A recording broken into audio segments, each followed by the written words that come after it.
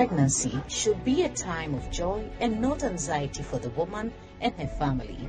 Do you want to learn more about pregnancy or have questions about fertility and reproductive health?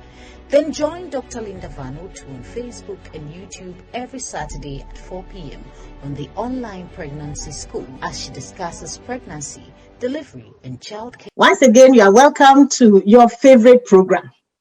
Well, we have celebrated the birth of Christ, and I'm sure a lot of us had good times enjoying with family and with friends. Life can be very interesting. It can be interesting when you know exactly what you have to do. And that is why the online pregnancy school is for you. You know, it's not just about getting pregnant, but it's about taking your pregnancy through. We have learned in previous sessions that it is about 280 days, 9 months or 40 weeks, whichever you want to take it, to let you feel better. But all in all, at the end of pregnancy, by God's grace, we have a child. Now, when the child is born, there are so many things that we do at the hospital and also at home, including making a diagnosis after the child has been examined. Today is a special day. We are going to have a series over the year that we have entered, 2021, thank God. And this is called My Story. And in those sessions, we are going to talk to real people who have had one or two challenges with their pregnancies and with their deliveries, as well as themselves or the children or the family after the pregnancy. These are to encourage us so that if you are out there and you have any challenge that will be discussed, you know exactly how somebody has managed and how you as an individual or as a family can also go through. Let's go for a short commercial break.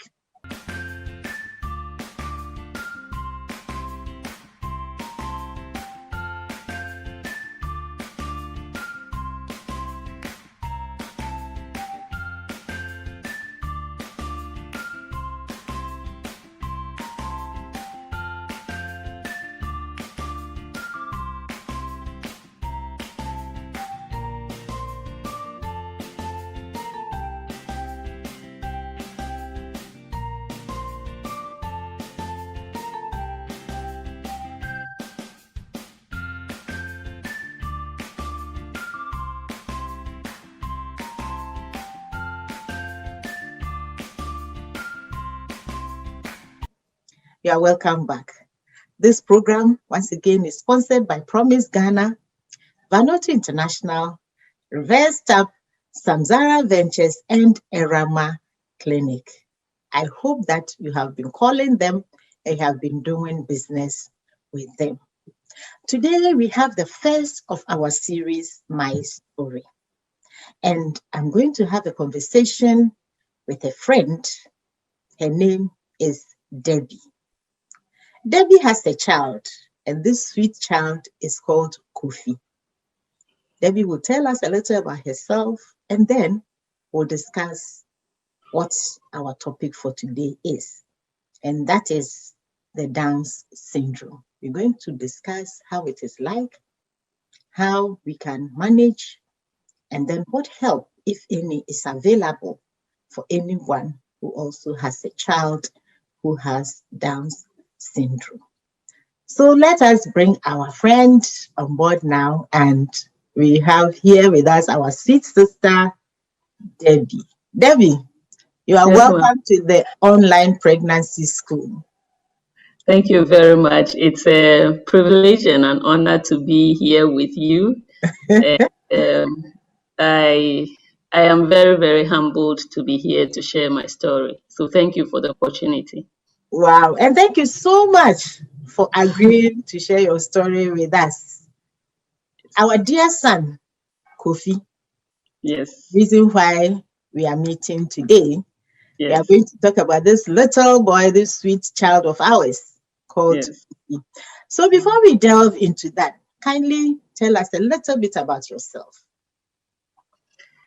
Thank you very much, Doc. My name is Debbie Mangote. Um, I am the sixth of six children for my mom. Wow. And yes, so you can say I'm baby last for my mom. I have a marketing and public health background. Um, until December last year, I was working with FHI 360, one of the international NGOs in Ghana. And as you mentioned, I have a son with Down syndrome. And so the last 7 years, I spent my time learning and advocating for persons like my son. And I guess that is how you and I met, and also through school. Yes, Yes, women in school, yes, women, we try very hard to achieve our goals, including yes, being a woman, taking care of a family, and also improving on yourself.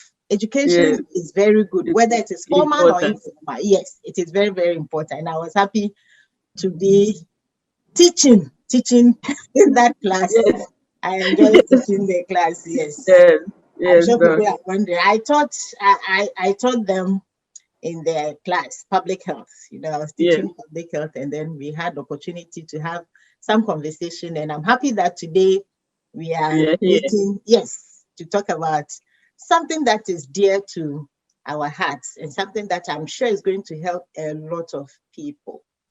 Yes, So, Debbie, yes, ma'am. yes, now that you have told us a little about yourself, kindly tell us, when you were pregnant, what were your expectations? I guess my expectations was, so Kofi is not my first child. I have an older daughter, but I was pregnant with her very young. I was 21 when I was pregnant with her. So of course there was a lot of stigma and shame and all of that. So I didn't really enjoy the pregnancy. So my expectation when I found out I was pregnant with Kofi, I think it was about a week or so when the pregnant was a week old, was when I found out, and I was so excited because I had grown into my own, and I was really excited to experience pregnancy as a woman who has agency, who can talk for herself, who knows what she wants and everything. So my expectation is just, I was always reading ahead of my antenatal visits and, logging how I felt and all of that, so that when I go to the hospital, it is easy to interact with my caregiver. So my expectation for the pregnancy was a lot of excitement and joy. That is how I can put it. Wow. That is Yes, how it should be. Because, like I said, pregnancy should be a time of joy. So it is yes, good that you were expecting something. And you see, one of the good things you have also mentioned is that you were actually reading ahead of time. You were yes, also logging, writing what you were experiencing so that you could share with your caregiver. And this is something that, ladies and gentlemen, we have been talking about. That would be good when you are pregnant to know what to expect, to know what is happening to you, and also to write it down so that when you go to the hospital to see your midwife or your doctor, you can tell that person exactly what is happening so that they can also help you. Thank you, Debbie. Did you experience any challenges when you were pregnant? I would say the only challenge, and the challenge is in quotes, is with my first pregnancy. I didn't really experience any of the challenges that were mentioned that accompanied pregnancy. But with Kofi's pregnancy, I vomited all throughout the 9 months. I mean, every day I was throwing up, morning, or if I smell something that doesn't go well with me. And I had very, very Mm, strange cravings. I I see. remember. at one time our office was in Jowulu, and I went to the office, and the only thing I wanted to eat was chicken shawarma. Hey. And yes, and and I drove all the way through Jowulu airport to Osu just looking for shawarma to buy, and I couldn't find it, and it spoiled my day for my day was spoiled for the day. So those were the only things. The vomiting was, I think, the only challenge I would say I experienced, because with my first pregnancy, it wasn't like that. And so I found it very strange that after the initial 3 months, the vomiting still continued all through till I was even in labor. I was still vomiting. I don't know what happened. So, yeah, that's the only unusual experience I had with the pregnancy. Well, good. Ladies and gentlemen, we have said earlier that if you are someone staying with a pregnant woman at home, be ready, because she can crave anything. She can send you in the middle of the night to go and look for something that you will not get. And when you don't get it, or when she sends you, don't be offended, because it's pregnancy and anything can happen. Anything can happen. Yeah. Okay. Debbie. Yes, ma'am. When was the diagnosis made? So, like I mentioned, the pregnancy was normal, apart from the vomiting, and I was very, very punctual with my antenatal visits. And so I think the very last antenatal visit I attended was a Thursday. And on the Thursday morning, when I was leaving home to go for work, whilst I was bathing, I think I saw what I later on read to be the mucal plug. Okay. And so I said, okay, I'll go to the hospital today. So I went, and after examination, my doctor said it is labor, but it is very early, so I should go home. And I told him I lived in Oyarifa, and the hospital was in East Legon. So if it is labor, I'd rather be checked into the hospital. And doc, I was prepared. So I had my bag and everything in the boot of my car seats for my baby in the car and everything. So I delivered, fortunately, Friday evening around 7 p.m. And I saw after delivery, the doctors and nurses were huddled over the baby. And I asked if everything is okay. And they said, it's okay, it's okay. And then I heard him crying. So I just relaxed for me to be cleaned up and taken to the recovery ward. Okay. My baby came to me. He was suckling. I didn't think anything of it. But then on Saturday morning, when the gynae came on the ward rounds, he told me it is the policy of the hospital to have a pediatrician examine the baby before we are discharged. Okay. And I said, okay, that's fine. But it's a Saturday. The doctor doesn't work on Saturday. So they've called him, and they don't know what time he will come. So as soon as he comes and examines us and gives us the okay, we would go home. Mm-hmm. So when he said that, I said, if he gives us the okay, is there something? He said, no, we should wait. I said, fine. And for me, because I had had a baby before, he was doing everything a baby should do, crying, suckling, and everything. So I wasn't really bothered until the pediatrician came. And as it is, he came into the room with quite a few nurses. And as he was examining the baby, asking me questions, do you have, how many children do you have? A lot of questions. And then I heard him dropping words like, okay, so when we talk about floppy baby, this is how it is. When you hear hypotonia, this is a typical hypotonia baby and all of that. So I was just listening, and, he eventually told me, I asked, is everything okay? He said, okay enough to go home. So I asked, okay enough to go home? He said, yes. I said, okay. And then we went home. But doc, I read a lot. And so as soon as we got home, I had to do what is called my timesheet although I was on leave, I had to do my timesheet. So the moment I logged onto my computer, I started Googling hypotonia and floppy babies and things like that. And of course, everything I read, features and everything I was looking at was my baby. So fortunately, and when I tell this story, I say fortunately because fortunately for us, we got home on a Saturday, and by Wednesday, my son had neonatal jaundice. So we had to go back to the hospital. And when we got there, I asked the doctor, I have been reading, and I heard you drop these words, and my reading shows that, this is it. And he told me, yeah, if you put a gun to my head, I'll tell you your child has Down syndrome, but the gap between your children is 16 years. And so I know this baby may be desired. And so I didn't want to take away the joy of childbirth from you because there wasn't any inherent danger that I needed to disclose right away.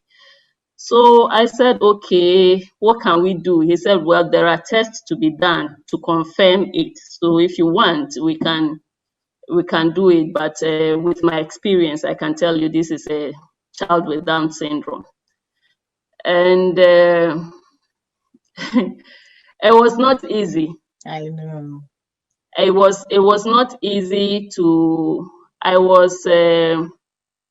I was nursing a baby, and for 2 days straight, I couldn't eat because I was so sad. And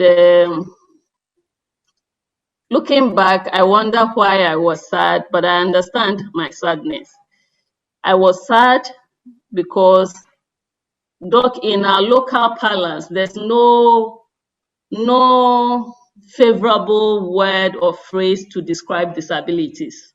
Yeah. Every form of disability, in our local parlance is derogatory. Exactly. And so I started internalizing it.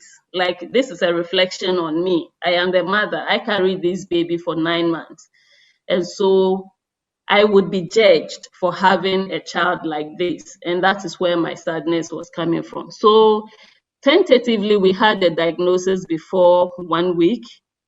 But officially, we had a diagnosis on January 10th, 2014, when he was barely 3 months old.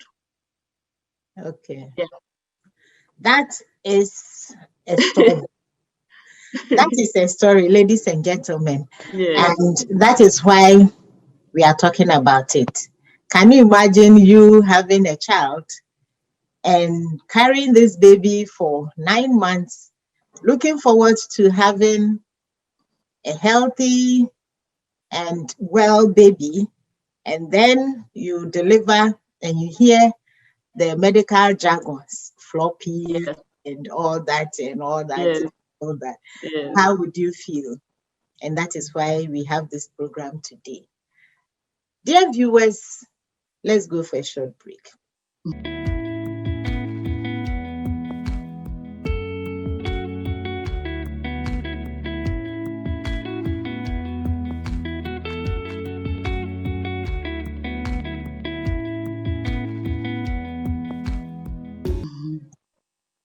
Welcome back.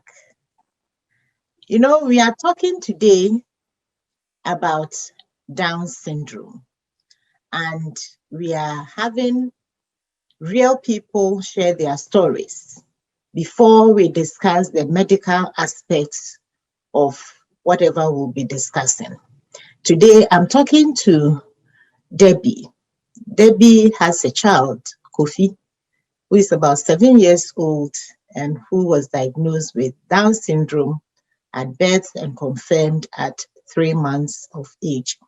Debbie will share with us what it has been like, the journey that she has had to go through with her son, and I'm sure with the support of the other family members. My name is Dr. Linda Vanutu. and I've been bringing you the online pregnancy school. My desire is that we will know more about pregnancy, about childbirth, about taking care of children, taking care of the mother. And as we go along, there are so many things that we'll be discussing. Please, if today is the first day that you are watching us, visit our Facebook page. If you type in the pregnancy school, it will take you to the various ones that we have discussed. We've discussed a lot. And then if you go to YouTube, SHIC Ghana TV, you'll find us there. So please subscribe to our YouTube and then also follow us on the Facebook and learn a lot. There's so much. Even this conversation that we are having now, I'm sure a lot of us will learn from what Debbie did. She was reading and also writing so that when she went to the hospital and she had any questions, she would be able to ask the caregiver. Some of us, we don't learn, we don't take note of anything, but that is not good enough. Husbands, please, wives, sisters, anybody who is at home with a pregnant woman, please support this pregnant woman to know what is happening to her, so that when she goes for the review, she can talk to the caregiver about whatever is happening. And when a diagnosis is made, you will also have an opportunity to discuss what it means as well as what you can do. Please remember that this program is proudly sponsored by Promise Ghana, Vanuatu International, Reverse Tap, Samzara Ventures, and Erama Clinic. I hope that you will do business with them. You'll be very happy. And again, let me remind us that don't neglect the protocols to prevent COVID. You know, during the Christmas season, when you watch videos and other things, you find that a lot of people were just going about as if nothing was happening. It is very important that when you're going out of your home, you wear your mask. And when you are in public, in the midst of a lot of people, where you cannot have that social distance, then please wear the mask. And remember also to wash your hands or use the hand sanitizer when you are in town, because we still have the disease around. Please, let's be careful. So Debbie, before we went on the break, you had told us how the diagnosis was made. Now, what happened? So when the diagnosis was made, how did you manage? Thank you, Doc. How I managed, I would say it's only been the grace of God, because it was not easy. And I'm saying it was not easy because I don't want to go into the circumstances under which I had my daughter. And so I was really, really looking forward to my son's birth. And I didn't even know he was going to be a son until he was born. So I was excited that I already had a daughter and I had a son. But how I went through is, I have no idea. Like I mentioned earlier, I started thinking about what society was going to think about me. I started thinking about how my teenage daughter was going to process this whole information, because we know the teenage years, how turbulent they can be. And I just kept on thinking, how would she explain to her friends that this is her brother and this is his condition? How do I explain to my own parents who have never been to school that their new grandson, this is the condition he was in? And so it was difficult. And I was very happy when I had to start work, because then I don't have to be at home alone with my son. And so I got very busy. I got very, very busy. I would work, and because that is the only way I can take my mind off what is happening at home. But I guess how I went through it is one pillar of support I have had since my son was born was his pediatrician. Okay. The doctor who gave us the diagnosis on day 4 or 5 of my son's life. Dr. Kwame Danso of the Ghana Canada Medical Center has been there for me, for my family, all through it. I mean, there was a time that he had to, this man, we had a relationship where I was texting, asking questions and all of that. But I got to a point in one of our chats, he just told me, "Where are you?" And I told him, "I'm at work." He said, "I'm in the hospital, come." And when I got there, he wasn't there, but he had arranged for me to speak with a psychologist because I was depressed, I was suicidal, you can think of it, I was there. And the danger of it all is that I was functioning normally. I was performing all the duties I needed to perform at work, at home. But if you knew me, you would know, no, she's not herself. Okay. And so I am very grateful for the life of Dr. Kwame Danso because that intervention he made is what saved me. Okay. Because I don't know what would have happened that evening, even if I had gotten home or the day after. But he intervened and got me someone I spoke with. We had several sessions until I was ready to accept the diagnosis and then move forward. That, okay, this is my life. What do I do moving forward? One of the things also that he did that helped me was to tell me, and he kind of rips the band-aid off, so you feel the pain and then he gives you. So he really told me the journey ahead of us, what it's going to be like. And if he were a prophet, it would be true. All the things he told me happened, even to the point of becoming a single parent as a result of the diagnosis, were true, came true. But in terms of how he helped me accept my journey and move forward is the fact that he told me what can be if I have a different mindset. Okay.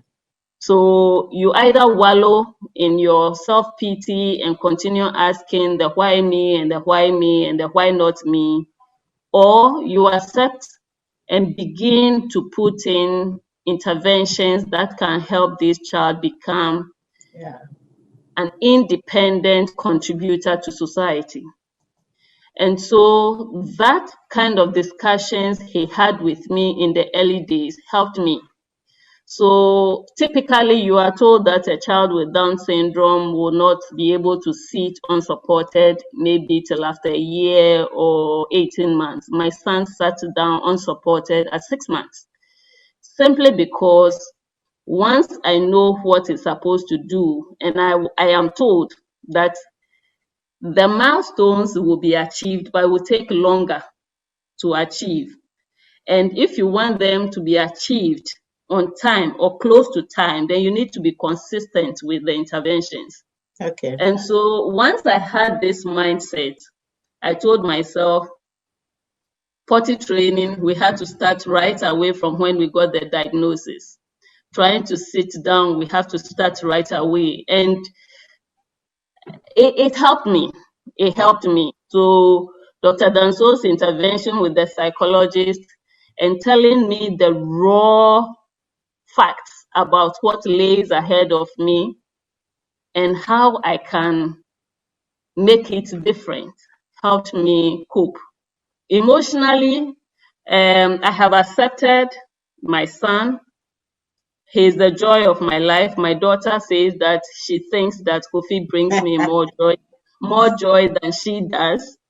And it isn't just me, but anybody who meets Kofi lives joyful. That is who he is. And it is part of the extra chromosome. I don't know, but that is who he is.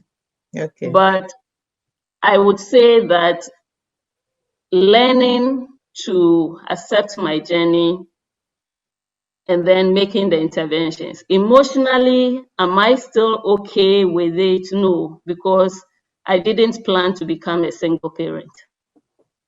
So There are days when emotionally I am raw, I am broken, I am like weak. I just want to curl up and cry and all of that. But I wake up and I know that this boy is still around. He needs me. So wipe your tears and continue giving him the love, the attention, and the interventions he needs. And that is Wipe, what I do. wonderful. Wipe your tears. Get Yes, up and continue to give the care that he needs. yes, yes. Ladies and gentlemen, this is the online pregnancy school. Today we are talking about my story. And our story for today is having a child who has Down syndrome. What is it like and how do we handle it? My guest is Debbie. Debbie has a sweet son called Kofi. Kofi is 7 years old and she's telling us her journey. Viewers, thank you so much for joining us on today's session. Today, we started what we call My Story, and we are sharing the story of Debbie and her son who has Down syndrome.